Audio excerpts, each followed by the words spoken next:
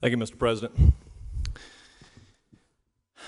I'd like to begin by telling you a little story.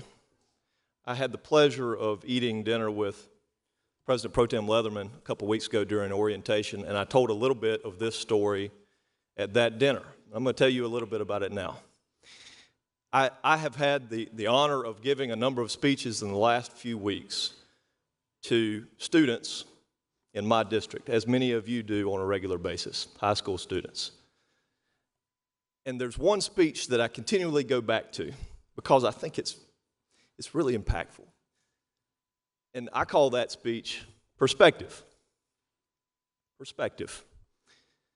It's important to have perspective, and there's a number of ways to get it. But in my opinion, there's three particular ways that all of us can gain perspective, and here's one.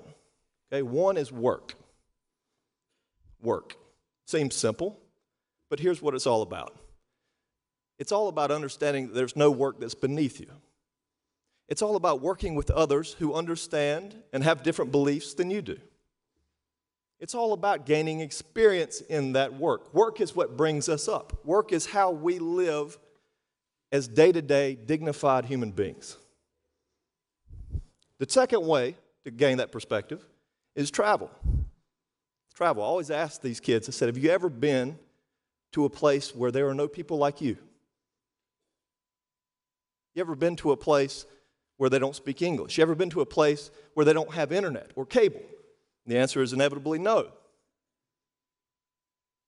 Okay? But travel gives you perspective on life. And the third way is service. Service over self, service to others. There's multiple ways you can come about giving service.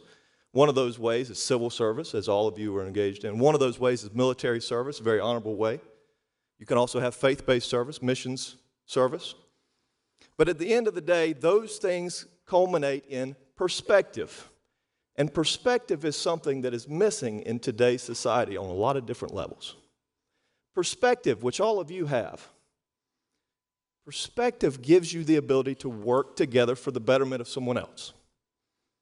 And I'm honored today to stand before you and to tell you that I gained my perspective from my parents who are here today. Thank you for giving me the courage to travel and to work and to tell me that no job was beneath me, even when I had to dig graves in high school, when I laid brick, when I worked at a hog farm called Giardia.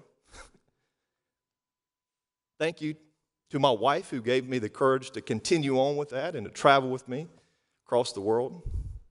Her name is Renee, by the way. She's standing in the back. She's the most beautiful woman here.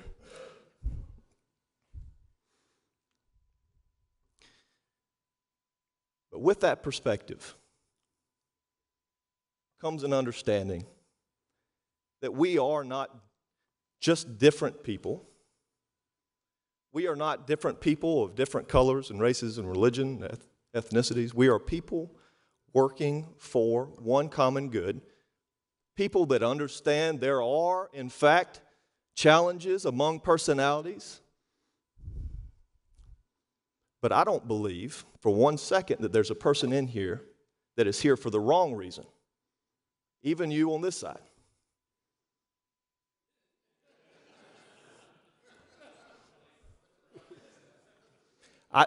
And I say that in jest, but I also say that in seriousness, because there is too much of this division among partisan politics today. There is too much of it. There is too much hatred. There is too much name-calling. There's too much incivility. We can change that right here, one little step at a time, one day at a time. And we can advance South Carolina's agenda. Something for the betterment of all South Carolinians. And I'm looking forward to doing that with each and every one of you. God bless you. I'm honored to be here. Thank you very much. Thank you, Mr. Goldfinch.